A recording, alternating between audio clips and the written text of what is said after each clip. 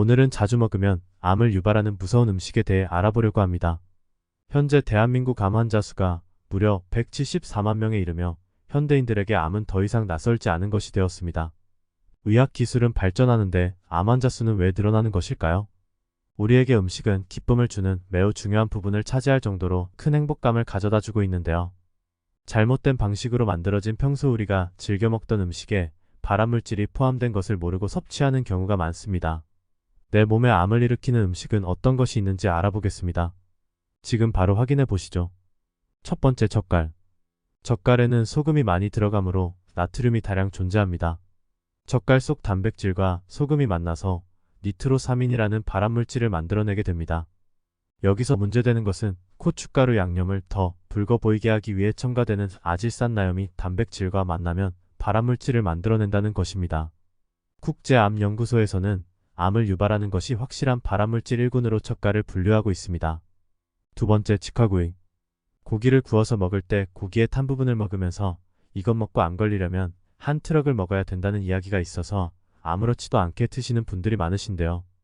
고기를 굽는 과정에서 고기가 너무 타게 되면 발암물질인 벤조피렌이 발생하게 됩니다. 고기를 직접 굽지 않고 훈연을 시켜도 만들어진다고 합니다. 고기를 구우면 생기는 연기에도 벤조피렌이 함유되어 있어서 되도록이면 고기를 구울 때 환기를 해야 합니다. 고기가 타서 생성된 벤조피렌은 탄 부위만 잘라냈다고 하더라도 남아있지만 그래도 직접 드시는 것보다는 조금 낫다고 합니다. 이는 탄수화물이 탈 때에도 소량 발생되어지는 것으로 알려져 있습니다. 연구 결과에 의하면 육류를 바싹 구워 먹는 사람은 그렇지 않은 사람에 비해 전립선암 발생이 증가했다고 밝혔으며 고기를 바싹 구워 먹는 여성은 그렇지 않은 여성보다 유방암에 걸릴 확률이 높다고 합니다. 고기를 불에 구워 드실 때는 주의가 필요합니다. 전문가들은 단백질이나 탄수화물을 석쇠 등을 이용해 불이 직접 닿은 상태로 가열시 안 좋기 때문에 직화조리법은 피하고 프라이팬 등을 이용하여 낮은 온도에서 조리하는 것을 권장하고 있습니다. 세 번째, 뜨거운 음식. 우리나라 음식에는 탕과 찌개처럼 뜨거운 요리가 많이 있습니다. 국제암연구소에서는 섭씨 65도 이상의 음료를 발암물질 2A군으로 분류하고 있습니다. 그 이유는 뜨거운 음식을 섭취할 경우 식도암 발병 위험도를 높일 수 있기 때문입니다.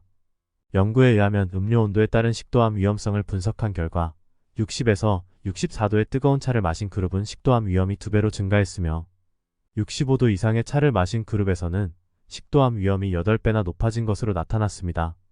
뜨거운 국이나 찌개 음료들을 바로 마시게 되면 들어가는 동안 가벼운 화상을 입게 됩니다. 식도에는 통점이 없어 통증이나 위험 신호를 느낄 수 없고 위장과는 다르게 보호막이 없어 손상을 크게 입게 됩니다.